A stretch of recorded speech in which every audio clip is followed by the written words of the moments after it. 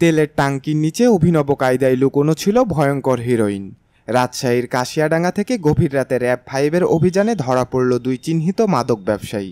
আপনারা দেখছেন GBC Bangla news. আমরা আছি সত্য ও ন্যায়ের পথে।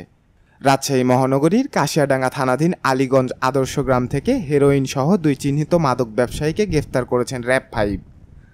9 মে 2025 রাত 12টা 15 মিনিটে পরিচালিত এই বিশেষ অভিযানে ধরা পড়ে মোহাম্মদ পলাশ আলী, মোহাম্মদ রাকিব হোসেন, যাদের বয়স 32 থেকে 33-এর মধ্যে।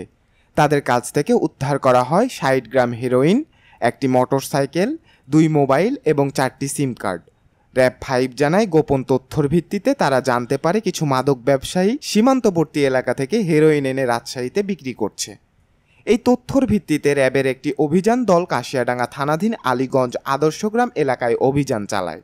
অভিযানে দেখা যায় মোটরসাইকেলের তেলের ট্যাঙ্কির নিচে অত্যন্ত চতুরভাবে লুকোনো ছিল মাদক। গ্রেফতার হওয়া 2 ব্যক্তি দীর্ঘদিন ধরে রাজশাহী শহরে বিভিন্ন এলাকায় মাদক সরবরাহ করে আসছিল বলে জানায় র্যাব। তারা শুধু হেরোইন না, ফেন্সিডিল, গাঁজা এবং ইয়াবার মতো ভয়াবহ মাদকও সরবরাহ করত খুচরা ও পাইকারি হারে। এই ঘটনায় রাজশাহী মহানগরের কাশিয়াডাঙ্গা থানায় তাদের বিরুদ্ধে এক মাদক মামলা রুজু করা হয়েছে। র্যাব জানায় মাদক বিরোধী এই অভিযান ভবিষ্যতেও চলমান থাকবে। এই ছিল আজকের জিবিসি বাংলা নিউজের বিশেষ প্রতিবেদন। আমরা থাকব সত্য ও ন্যায়ের পথে। নতুন কোনো খবর জানতে চোখ রাখুন জিবিসি বাংলায়।